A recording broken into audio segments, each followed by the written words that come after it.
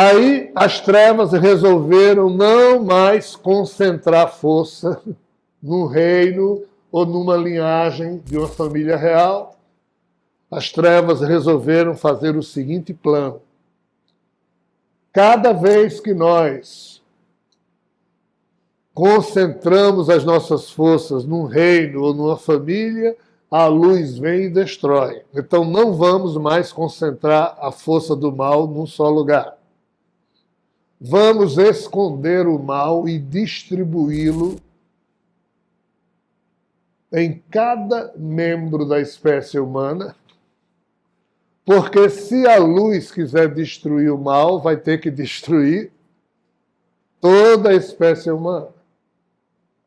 E então o mal, ou as trevas, teria usado essa artimanha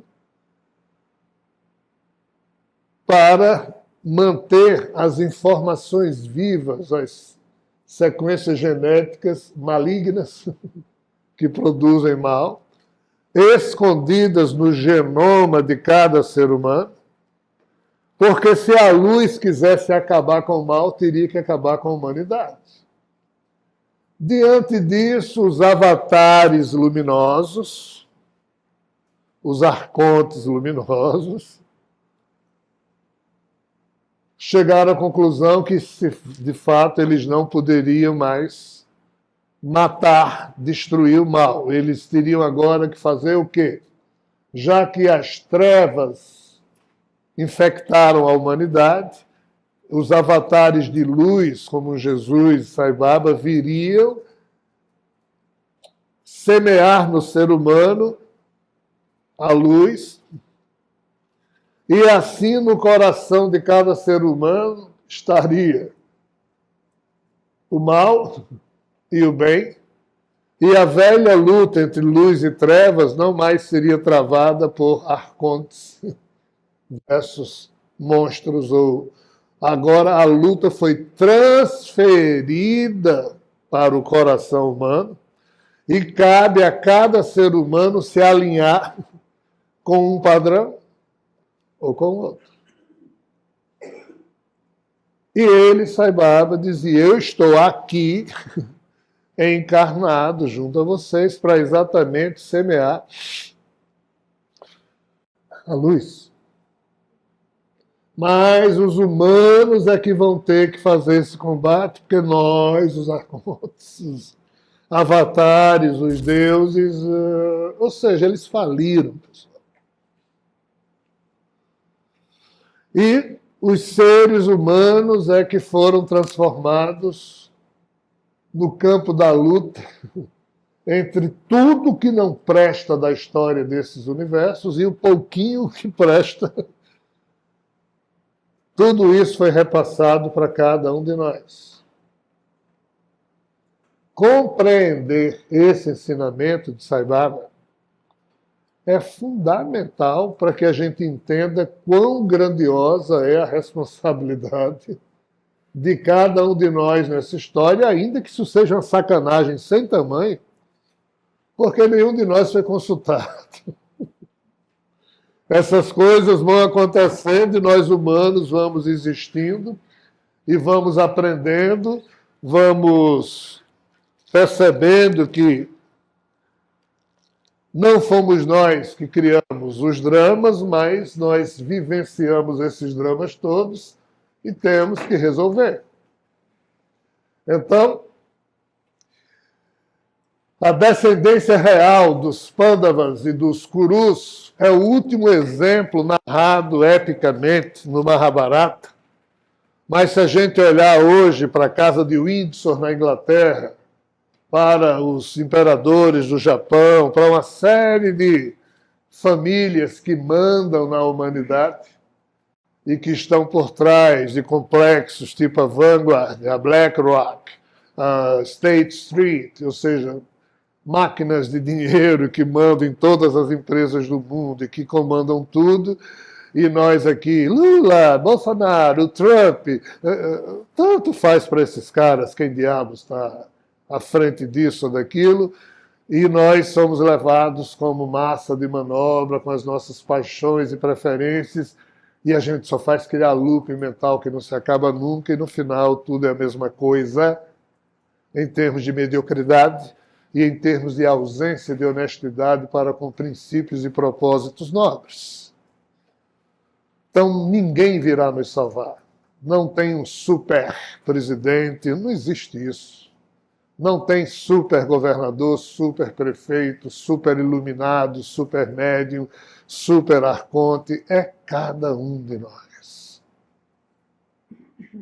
É importante a gente perceber isso. Não tem descendência real, linhagem. Tem na mente desses arcontes, mas não existe. Portanto, são razões vinculadas ao nível lamentável de compreensão da realidade da parte dos arcontes e das aristocracias que eles criaram. E essas aristocracias são essas famílias aí, duas eu acabei de citar, Japão e Inglaterra em termos de casa real. Mas todas as casas reais que surgiram na história humana, como eu disse, tem um arconte por trás. É ridículo, mas é assim.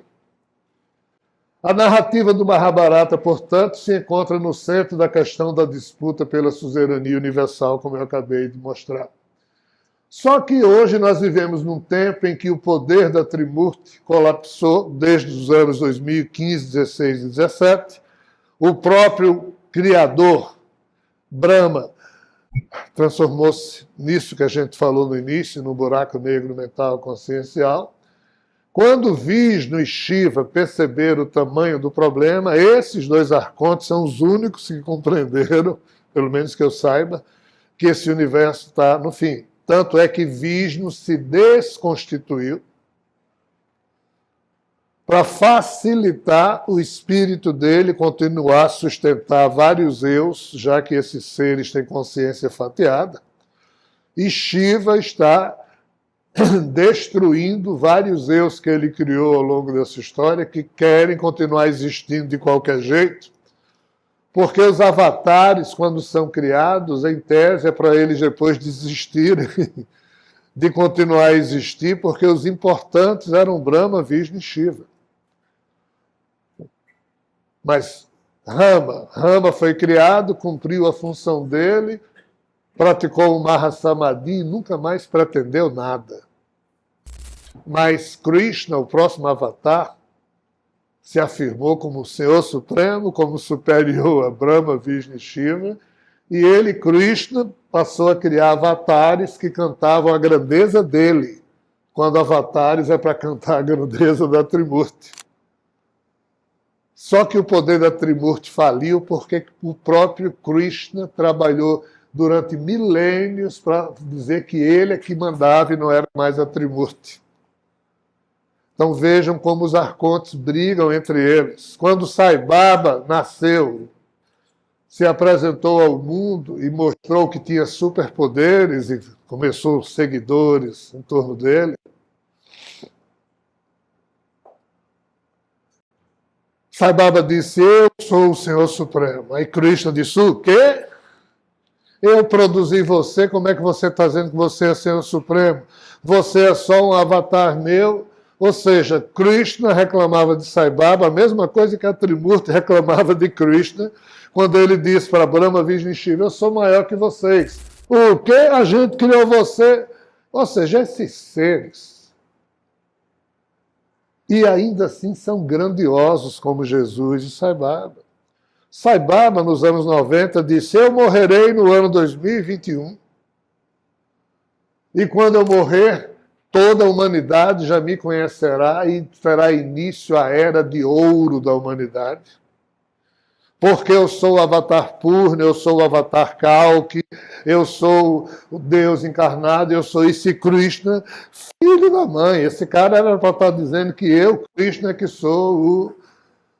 E Brahma também dizia, filho da mãe. Esse cara era para estar dizendo que eu, Brahma, quando Brahma ainda estava vivo.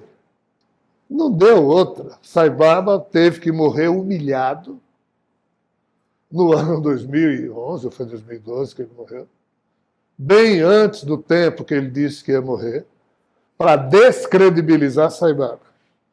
E olha que Sai Baba é um avatar de Krishna. É por isso que eu disse a Krishna, você não presta para existir. Porque um ser que se diz Senhor Supremo, protetor do Dharma e da verdade, não podia fazer isso com ninguém, quanto mais com um Sai Baba. Mas é a disputa cega entre esses seres. Jesus morreu humilhado na cruz também porque Krishna e Brahma decidiram assim. Esses seres são vergonhosos, mas são o Criador do Universo e o outro, o Senhor Supremo. Tem como dar certo um troço desse? Não tem, pessoal. Não tem. Os arcontes, eles empoderaram-se a tal ponto em cima da ignorância pessoal deles, só que Krishna é tudo, menos um ignorante, é um sábio. Só que do Mahabharata para cá, o cara se perdeu total. Esses seres, eles não evoluem, eles se complicam devido à briga por questões de linhagem, por questões de poder, por questões de...